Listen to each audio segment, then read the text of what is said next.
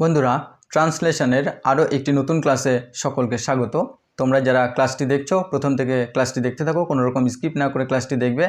আশা করি ক্লাসটি তোমাদের খুবই হেল্পফুল হবে, বিশেষ করে যারা PSC clerkship, miscellaneous men's, WBPSI, WBCS দিচ্ছ, তাদের ক্ষেত্রে কিন্তু এই ডেসক্রিপটিভ ইংলিশের ক্ষেত্রে অর্থাৎ এই বেঙ্গলি টু ট্রান্সলেশন একটি ভেরি ইম্পর্টেন্ট টপিক। তো আশা করি ক্লাসটি তোমরা প্রথম থেকে দেখবে। তো চলো আজকের ক্লাসটি আমরা শুরু করি।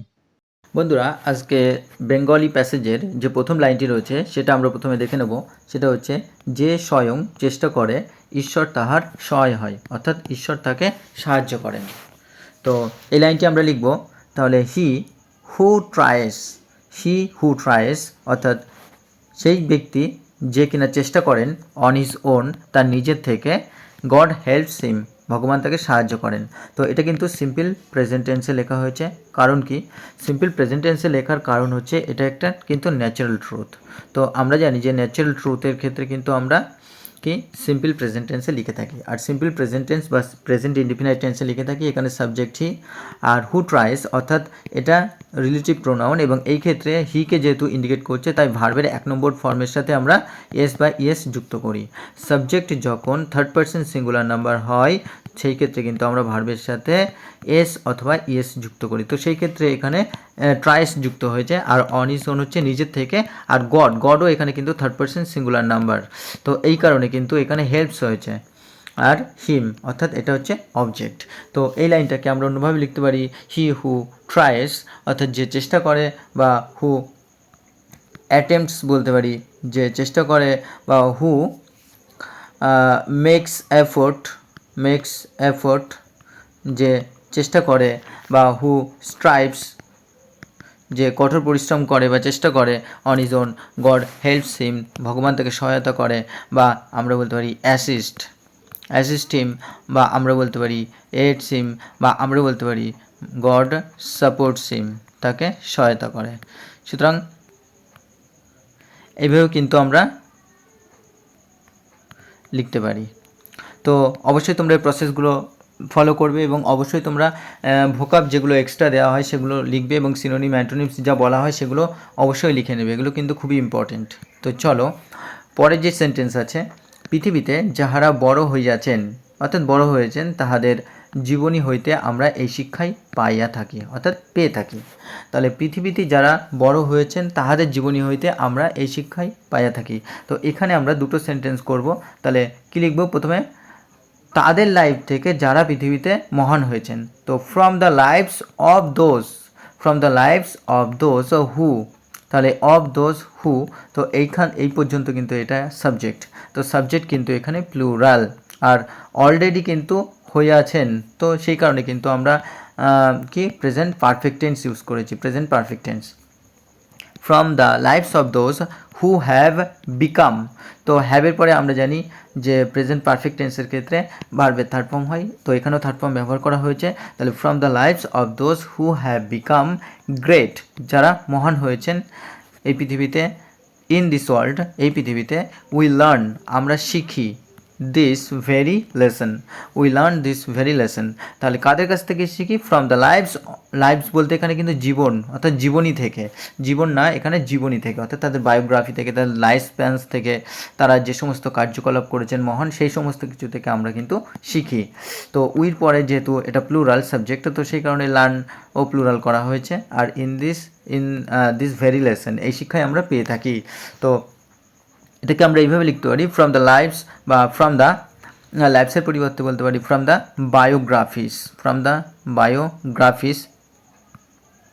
বায়োগ্রাফিস, অথবা বলতে পারি ফ্রম দ্য লাইফ স্প্যান্স, অর্থাৎ তাদের জীবনকাল থেকে। আর কি হু হ্যাভ বিকাম, বা who have turned into great, বা হু হ্যাভ গ্রোন বলতে পারি, হু হ্যাভ গ্রোন গ্রেট, বা who have developed into great বা মহান, যেটা এখানে। আর কি বলা হচ্ছে? ইন দিস ওয়ার্ল্ড, আর উই লার্ন, আমরা শিখি, তাদের কাছ থেকে কি শিখি? উই লার্ন, বা উই আন্ডারস্ট্যান্ড বলতে পারি, আমরা তাদের কাছ থেকে শিখি, উই লার্ন বা আন্ডারস্ট্যান্ড দিস ভেরি লেসন, অর্থাৎ এই শিক্ষাটা আমরা তাদের কাছ থেকে লাভ করি, বা দিস টিচিং বলতে পারি, দিস টিচিং। তো চলো আমরা পরের বাক্যটি লক্ষ্য করি। পরের বাক্যটি আছে, বিদ্যাই হোক আর ধনী হোক, স্বয়ং পরিশ্রম না করিলে কেহ তা লাভ করিতে পারে না। তাহলে বিদ্যাই হোক আর ধনী হোক, তো এখানে কিন্তু অর কথাটা আসবে, কারণ দুটোকে কিন্তু অথবা বোঝাচ্ছে। তাহলে be it knowledge or wealth, তাহলে বিদ্যাই হোক অথবা এটা সম্পদই হোক, উইদাউট পার্সোনাল এফোর্ট, অর্থাৎ ব্যক্তিগত বা স্বয়ং পরিশ্রম ছাড়া, নো ওয়ান, এটাকে আমরা নানও লিখতে পারি, no one can attain it, কেউ এটা অর্জন করতে পারে না।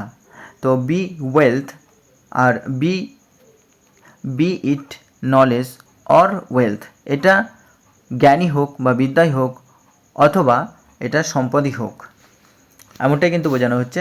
তাহলে আমরা বলতে পারি B it knowledge R be ইট এডুকেশনও বলতে পারি আমরা, B it education R be it learning और ওয়েলথ, বা আমরা বলতে পারি রিচেস, ওয়েলথ রিচেস, বা আমরা বলতে পারি কি অ্যাসেটস উইদাউট পার্সোনাল এফোর্ট, বা আমরা বলতে পারি উইদাউট ইন্ডিভিজুয়াল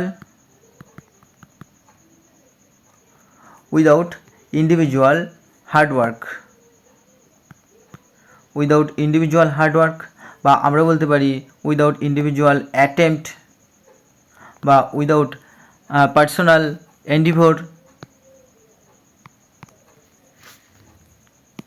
অর্থাৎ ব্যক্তিগত প্রচেষ্টা ছাড়া কেউ এটা অর্জন করতে পারে না। বা আমরা এটাকে নো ওয়ান ক্যান, এটা যেহেতু ক্যান অর্থাৎ মোডাল অক্সিলারি ভার্ব আছে, এর জন্য ভার্বের 1 নম্বর ফর্ম বসিয়েছি। আর অ্যাটেন হচ্ছে অর্জন করা, যেটাকে আমরা গেইনও বলতে পারি, no one gain, no one অ্যাকোয়ারও বলতে পারি, no one acquire, no one attain, no one gain, no one acquire, বা নো ওয়ান অবটেন বলতে পারি, অবটেন। তো চলো আমরা পরের বাক্যটি লক্ষ্য করি। পরের বাক্যটি আছে, এক রাজপুত্র এক পণ্ডিতকে বলিয়াছিলেন, অর্থাৎ বলেছিলেন। তো এ প্রিন্স, একজন রাজপুত্র, সাবজেক্ট ওয়ান্স, একদা বা কোনো এক সময়, সেইড অর্থাৎ বলেছিলেন, V2 টু এ স্কলার, একজন পণ্ডিতকে বলেছিলেন, বা টু এ কী বলবো, লার্নড ম্যান, টু এ লার্ন ম্যান, একজন বিজ্ঞ ব্যক্তি, একজন ইন্টেলেকচুয়াল বলতে পারি, একজন ইন্টেলেকচুয়ালকে বলেছিলেন। কি বলেছিলেন চলো দেখা যাক পরের লাইনে।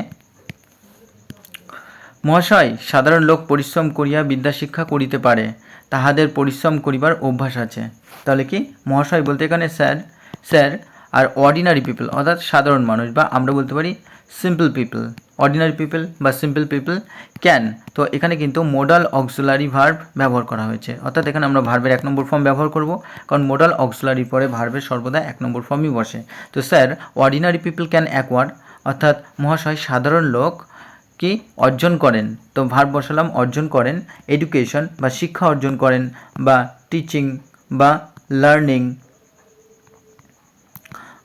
লার্নিং কি থ্রু হার্ডওয়ার্ক, অর্থাৎ কঠোর পরিশ্রমের মধ্যে দিয়ে তারা অর্জন করে থাকেন, বা থ্রু আমরা বলতে পারি কি থ্রু হার্ডওয়ার্ক। আর দে আর ইউজ টু, তারা অভ্যস্ত, লেবারিং, তারা কঠোর পরিশ্রমে অভ্যস্ত, বা দে আর ইউজ টু টয়লিং,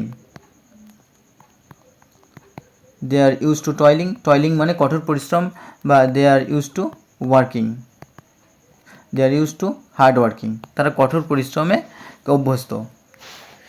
তো আর অ্যাকোয়ার আমি অলরেডি বলেছি, অ্যাকোয়ারটাকে আমরা অবটেন লিখতে পারি, আমরা গেইন লিখতে পারি, আমরা এটাকে অ্যাটেন লিখতে পারি। তো চলো আমরা পরের বাক্যটি লক্ষ্য করি। পরের বাক্যটি আছে, কিন্তু আমি রাজপুত্র, আমার জন্য কি কোনো সহজ উপায় বার করিতে পারেন না। তো এটা সিম্পলভাবে পারা অর্থে বোঝাচ্ছে, আবার কোশ্চেনও, অর্থাৎ ইন্ট্রোগেটিভ নেগেটিভ সেন্টেন্স কিন্তু এখানে করা হবে, অর্থাৎ যেখানে না থাকবে অথচ কোশ্চেন করা হবে।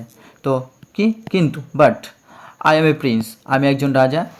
তো ক্যান ইউ নট ফাইন্ড, অর্থাৎ এখানে কিন্তু আমরা জানি যে যখন ইন্ট্রোগেটিভ নেগেটিভ সেন্টেন্স করি, ইন্ট্রোগেটিভ নেগেটিভ সেন্টেন্স, তো সেই ক্ষেত্রে আমরা প্রথমে অক্সিলারি অর্থাৎ মোডাল অক্সিলারি ভার্ব যেটা আছে সেটা বসাই, প্লাস সাবজেক্ট বসাই, দেন নট বসাই, দেন V1 বসাই, দেন অবজেক্ট, দেন আদার্স।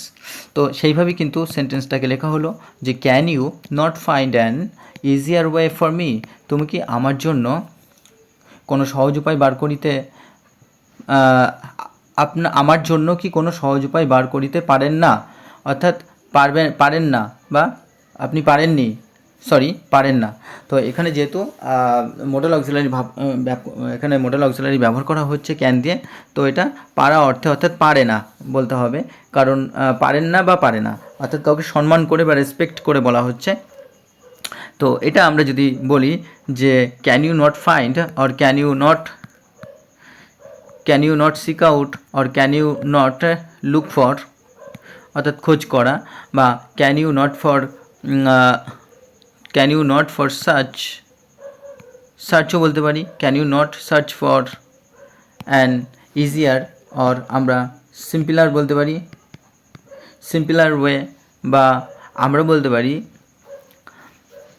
সিম্পলার অর্থাৎ ইজিয়ার বা সিম্পলার যেটা সহজ, বা আমরা বলতে পারি এটাকে লেস ডিফিকাল্টও বলতে পারি, লেস ডিফিকাল্ট অর্থাৎ আর একটু সহজ বা সিম্পলার। তো কি ইজিয়ার, সিম্পলার বা লেস ডিফিকাল্ট ওয়ে, বা মেথড বলতে পারি আমরা, মেথড ফর মি আমার জন্য। তো চলো আমরা পরের বাক্যটি লক্ষ্য করি।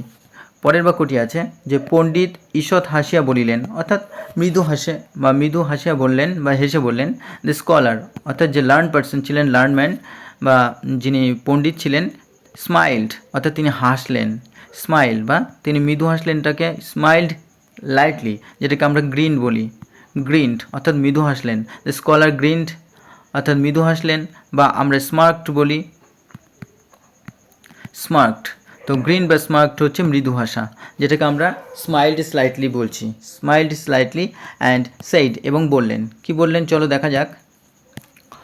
তো কুমার এ বিষয়ে রাজা প্রজা উভয়েই সমান, তো এটা আবার ন্যাচারাল টকিংই বলা হচ্ছে।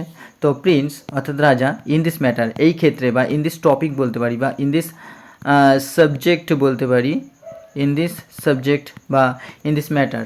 তো ইন দিস সাবজেক্ট বা ইন দিস ম্যাটার বা ইন দিস ইস্যু বলতে পারি আমরা কিং অ্যান্ড কমনার অর্থাৎ রাজা প্রজা, কমনার বলতে সাধারণ মানুষ যারা, আর ইকুয়াল অর্থাৎ প্রত্যেকের সমান এখানে, বা সিটিজেন বলতে পারি, সিটিজেন। তাহলে king and citizen are equal বা আর সেম বলতে পারি, অর্থাৎ তারা একই, বা আমরা ইকুইভ্যালেন্ট বলতে পারি, ইকুইভ্যালেন্ট অর্থাৎ সমান, বা আমরা বলতে পারি অ্যালাইক অর্থাৎ তাদের মধ্যে মিল আছে বা সাদৃশ্য। তো চলো আমরা পরের বাক্যটি লক্ষ্য করি। পরের বাক্যটি আছে রাজার বিদ্যাশিক্ষার স্বতন্ত্র কোনো উপায় নাই। তাহলে কি, যেহেতু এটা কারো অধিকারে নেই, তো সেই কারণে কিন্তু আমরা ইন্ট্রোডাক্টরি দেয়ার দিয়ে শুরু করব। তো there is no separate or special path, কোনো সেপারেট আলাদা বা কোনো স্পেশাল কোনো পথ নেই বা উপায় নেই, টু লার্নিং অর্থাৎ শেখার ক্ষেত্রে, ফর এ কিং রাজার, একজন রাজার শেখার ক্ষেত্রে কোনো আলাদা বা আমরা বলতে পারি ডিস্টিংক্ট, কোনো স্বতন্ত্র, কোনো ডিস্টিংক্ট বা সেপারেট, বা কোনো ইন্ডিভিজুয়াল বলতে পারি, ইন্ডিভিজুয়াল কোনো ব্যক্তিগত, বা কোনো ইন্ডিপেন্ডেন্ট বলতে পারি, কোনো ইন্ডিপেন্ডেন্ট, আর স্পেশাল কোনো, বা কোনো ইউনিক, স্পেশাল অর্থাৎ ইউনিক, কোনো ইউনিক ওয়ে নেই, বা কোনো পার্টিকুলার বলতে পারি আমরা, কোনো পার্টিকুলার, বা আমরা বলতে পারি কোনো এক্সেপশনাল ওয়ে নেই বা পাথ নেই two learning for a king, একজন রাজার শেখার ক্ষেত্রে। তো বন্ধুরা, এই ছিল আজকের একটি Bengali to English very very important translation passage. আশা করি ক্লাসটি তোমাদের ভালো লেগেছে। যারা চ্যানেলে প্রথম তারা অবশ্যই সাবস্ক্রাইব করে পাশে থাকা বেল আইকনটি প্রেস করে রেখো, এবং যারা প্রতিনিয়ত ক্লাস দেখো অসংখ্য ধন্যবাদ। তোমরা বেশি বেশি করে লাইক কমেন্ট শেয়ার করতে থাকো। তো তোমাদের জন্য এভাবে ক্লাস আসতে থাকবে। তো ধন্যবাদ।